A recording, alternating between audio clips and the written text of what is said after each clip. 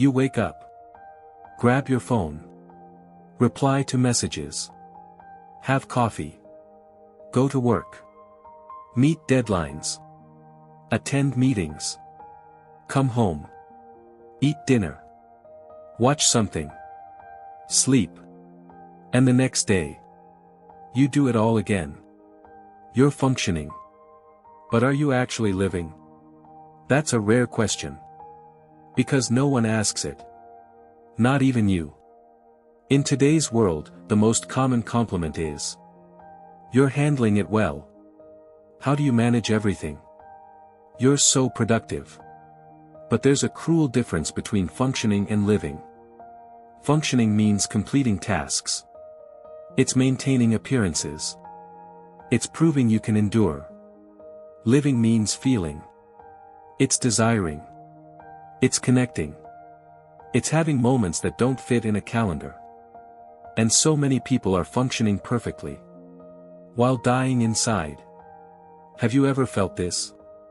It's not sadness. Not anxiety. It's a quiet emptiness. Like you're present, but absent. Like your life is a series of correct actions, but no soul. You deliver on time, but feel no pride. You reply to messages, but feel no connection. You smile when asked, "Are you okay?"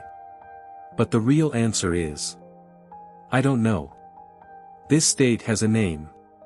Survival disguised as productivity. You're not sick.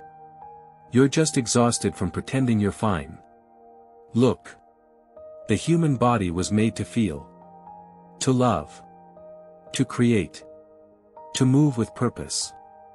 But somewhere along the way, you learned that feeling too much is dangerous.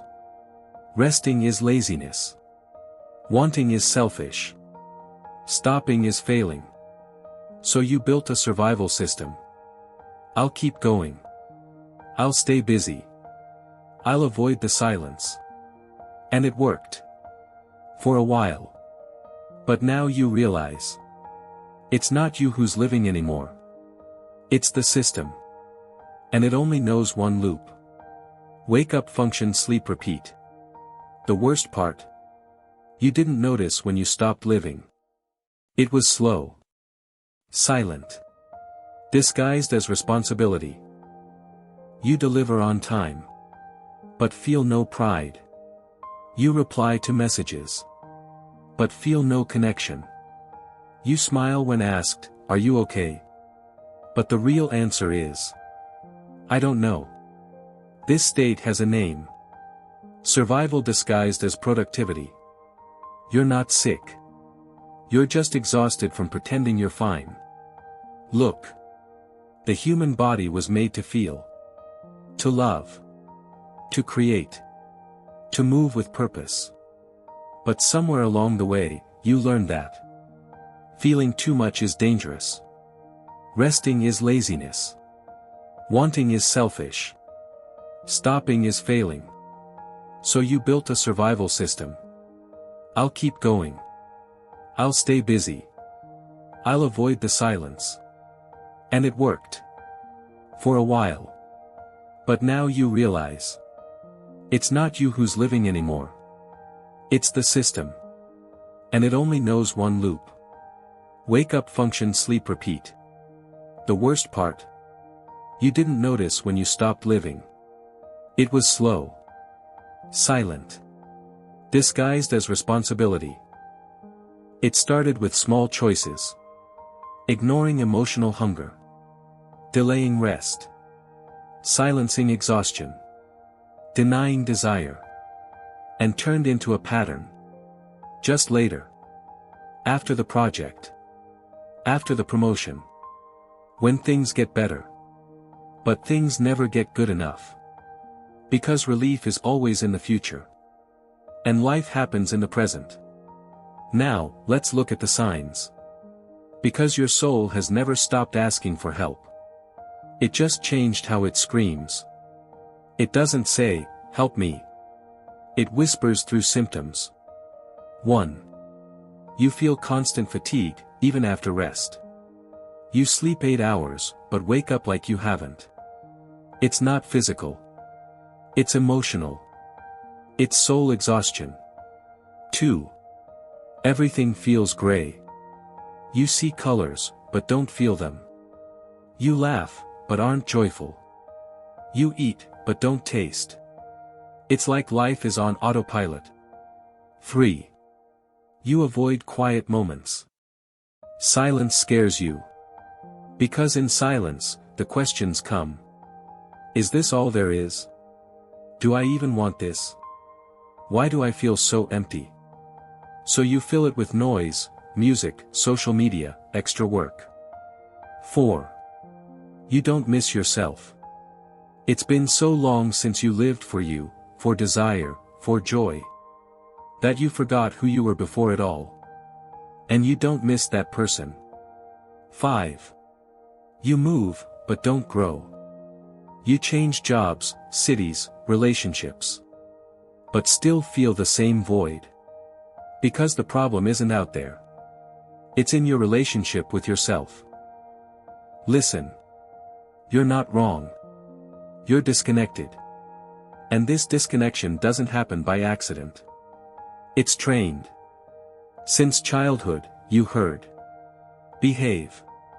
Be strong. Don't cry. Think of others. And you obeyed. Out of love. Out of fear.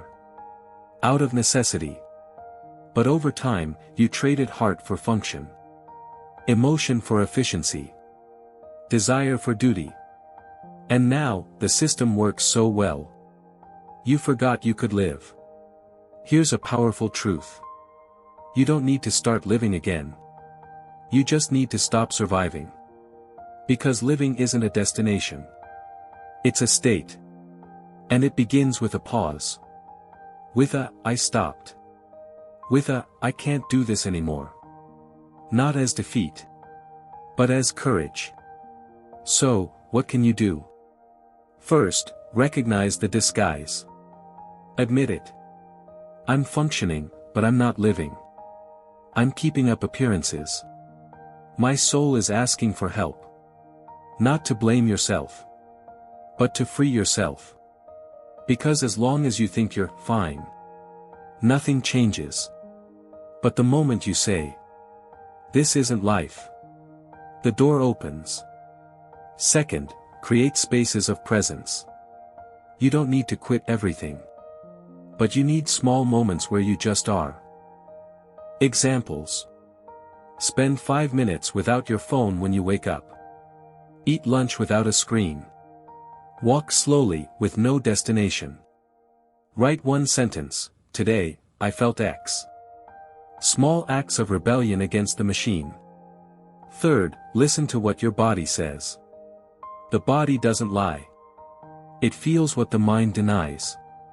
When you have frequent headaches, insomnia, chest tightness, shortness of breath, it might not be illness. It might be your body saying, this isn't sustainable. You're crushing something important. We need to stop. Listening to your body isn't weakness. It's emotional intelligence. Fourth, allow the chaos. You think you need more control. But maybe you need less. Chaos isn't disorder. It's movement. It's raw energy. It's the beginning of something new. Allow yourself to cry for no clear reason. Say no without justification. Do something just because you want to. Not know what you want. It's in this chaos that life returns. Fifth, understand that living isn't optional. Many people postpone life like it's a luxury. When I have money. When I have time. When I retire. But living isn't a future plan. It's a present right. You don't need to earn the right to live. You just need to breathe. Before I close, I want to leave you with this. Functioning is necessary. But it can't be everything. Because you're not a machine. You're a human being. With a heart, desires, pain, beauty. And existing isn't just about checking boxes. It's feeling the sun on your face. It's laughing for real. It's crying when you need to.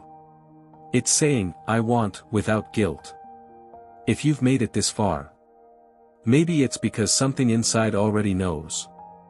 I'm functioning. But I'm not living. And maybe that's the first step. Not to change everything, but to start feeling again.